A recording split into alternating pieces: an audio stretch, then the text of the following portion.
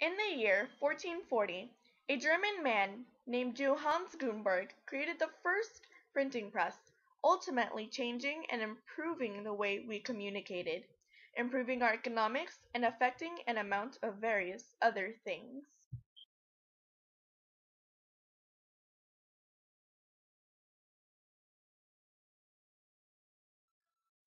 Johannes Gutenberg was born during the year of c. 1400. Unfortunately, the exact date is unknown. He later died on February the 3rd in the year of 1468. Johannes Gutenberg was the son of goldsmith merchant named Phil Gensfleisch zur Laden. The family had adopted the surname zum Gutenberg after the name of their neighborhood. Johannes Gutenberg grabbed an interest in creating a printing press when he realized that only the rich could afford and own books.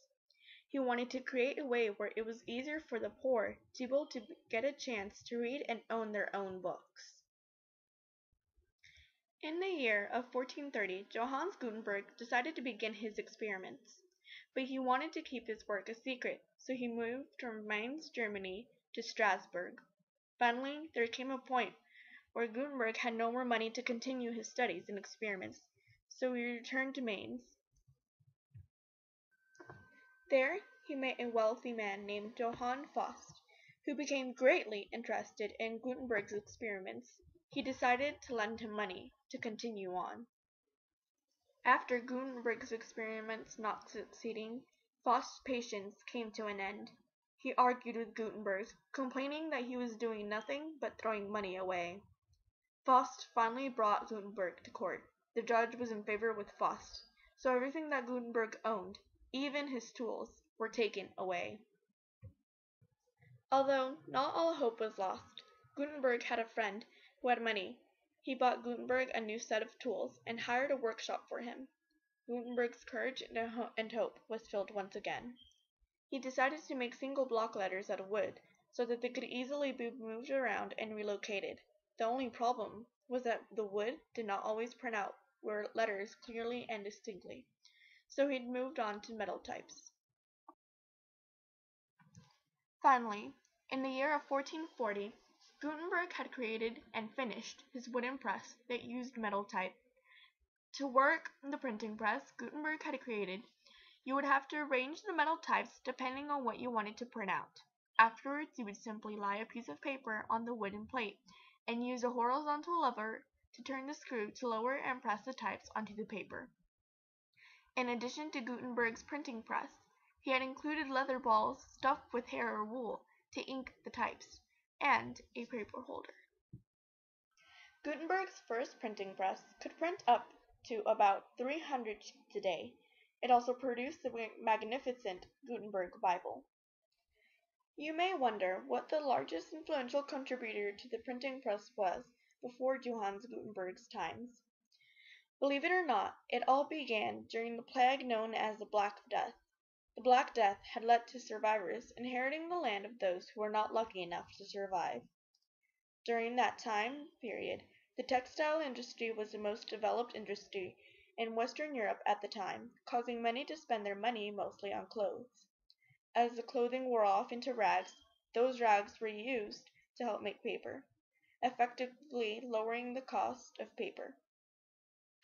Although, since Black Death had killed off many, including monks, who copied the books, it gave people the incentive to find a better way to copy books. Already, by 1482, there were about 100 printing presses created in Europe. There were 50 in Italy, 30 in Germany, 9 in France, 8 in both Spain and Holland, and 4 in England. Now that the printing press was available, more and more books of secular or of non-religious nature were being printed, especially books in the field of science. Other scientists could now read accurate information spread by others and advanced in knowledge and understanding.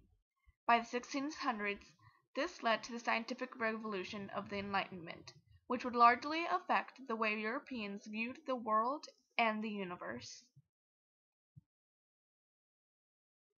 Now that the printing press was available, no more false information could be easily spread out.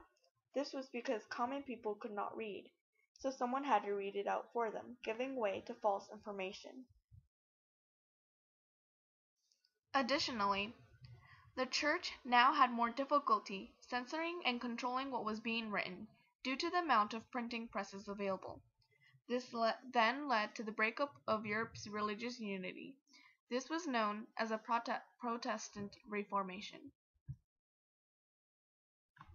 This is a flowchart representing how one thing led to another, and explaining where the small details of the printing press came from, so that Johannes Gutenberg could later put these together in order to create the printing press. It also represents the effects the printing press had once it was created.